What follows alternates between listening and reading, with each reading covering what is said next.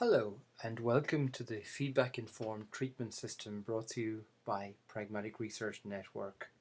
My name is Bill Andrews and I'm the administrator. So, we're going to look at an outcomes protocol for feedback in treatment, particularly focusing here on psychological distress, psychological trauma. Okay, so there's some documents you must make sure you have when you go to your first assessment appointment. One is the service user information sheet that provides the user with information about the service, about the evaluation, about why you use outcome measures, and about what happens that information afterwards. You may consider having this as a laminate because you can use it repeatedly then for many different service users. But you need a printed off copy of the service user agreement, which has a confidentiality statement on it and a statement of understanding, to make sure that your service user understands the reasons why you might breach confidentiality, what happens in discussion with supervision, and what happens the information coming from the feedback forms that they're asked to fill in. And have that as a signed copy that you keep in the service user case notes. Now, you need to make sure that you have available in the case notes just printed back to back one piece of paper, one piece of A4 paper, therapy assessment form and end of therapy form.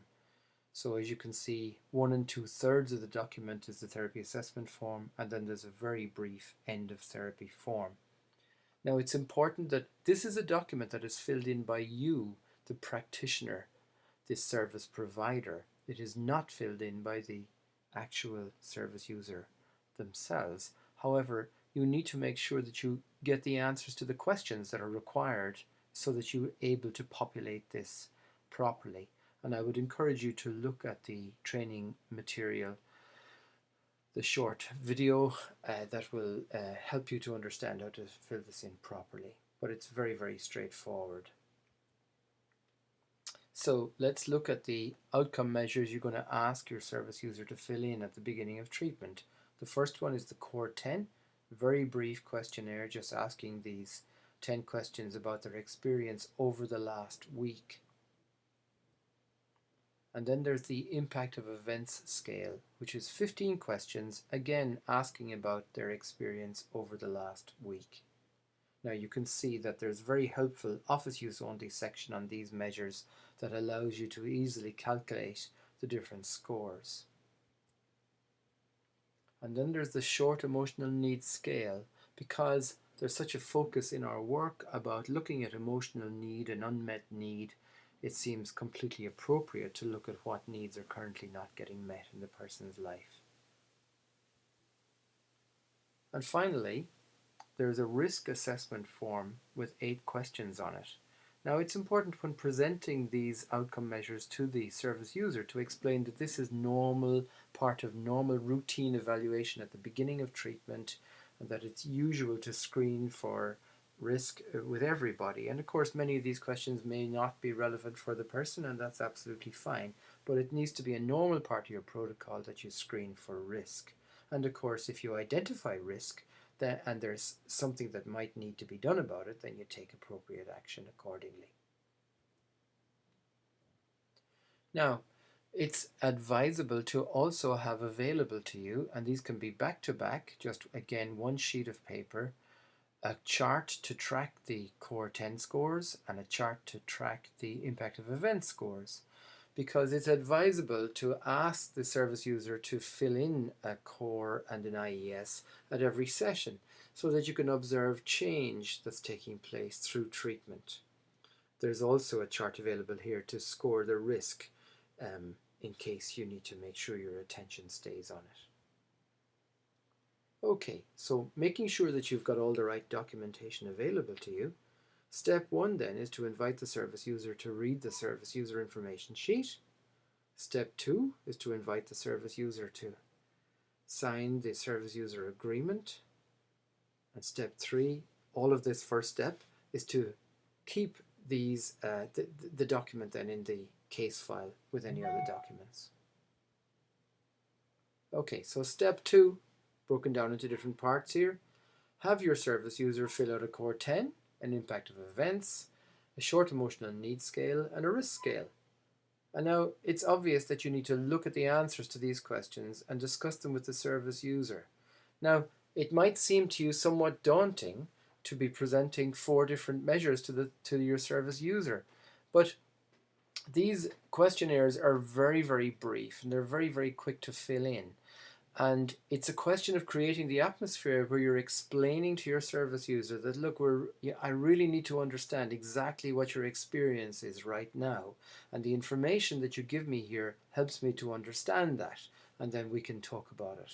And so obviously, when you get this information back, it's important that you look at it and that you engage with your service user about the answers they've given. And of course, this forms a very rich part of your information gathering process. So step 3 then is carry on with your assessment and your treatment. And it may be the case that you decide that your first appointment is an assessment only, and you'll give the user lots of information about what you might do at subsequent appointments, whether you're going to do some trauma-focused treatment, etc. But make sure you ask the questions that you need to ask in order to get the information you need to populate that therapy assessment form properly at the end of the first session. You might want to keep it handy so you know you get the answers to those questions. Now, step 4 is when you've left your service user, when you go home, or when the person has left you, if you're seeing them in a particular setting, now is the time, while the information is fresh in your mind, to fill in that therapy assessment form fully and put in your total scores. Now, please realize it is just the total score that you need to put in to those total score boxes on the therapy assessment form. So it's your total score from this first session of your impact of events, your core 10, your short emotional needs scale. And there isn't a place to put your risk measure because the risk measure is of clinical use. We're not tracking that information in aggregated data. But of course, if there are any concerns about risk, make sure that they're attended to. Step 5. At your subsequent appointments, ask the client to fill in a core 10 and an impact of events measure. But then at your final appointment, whenever that is, ask your client to fill in all 3 measures again. So the core 10, the impact of events, and the short emotional needs scale. And it's going to be interesting to observe then whether change has taken place on these scores. The tracking measures of the core 10 and the impact of events help you to make progress, looking at the progress in treatment, and the short emotional needs scale you'd administer only really on about a monthly basis, so it's looking for change over a bit longer period of time. And if there's still any concern about risk, then you need to ask those risk questions again perhaps, obviously to make sure that your service user is safe in those areas. And at the end of that final session, or if the service user happens to drop out of treatment midstream for some reason, then it's the time to fill out the end of therapy form. That's that small section on the back of the form that is the front, and the 2/3 of the back is part of the assessment form. And then you fill this out and you put in your final scores for the impact of events, the core 10, and the short emotional needs scale in the boxes provided. And then you simply post back your completed therapy assessment and end of therapy form, which is just one sheet of paper, back to the referrer, along with any other required documentation. If you're keeping the case notes yourself besides whatever it is you're sending back, then you can keep any outcome measures you've got filled in. But you can also consider laminating these outcome measures for repeated use.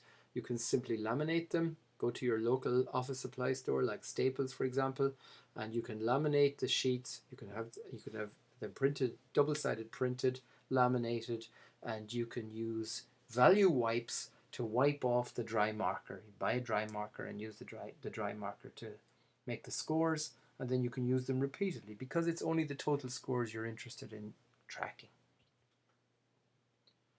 And that brings us to the end of the outcomes protocol. And so I hope you find this nice and easy and straightforward, and I wish you all the very best. For more information, please go to the Pragmatic Research Network blog And if you look at the very first post there, post 2 and 3, you'll find information about, first of all, about the paper measure system, and also if you're using Cornet, then you know how to transfer this information into Cornet. If you're referring the therapy assessment form and end of therapy form back to the referrer, well, then it's no problem. They'll be taking care of that for you. So thank you for your time.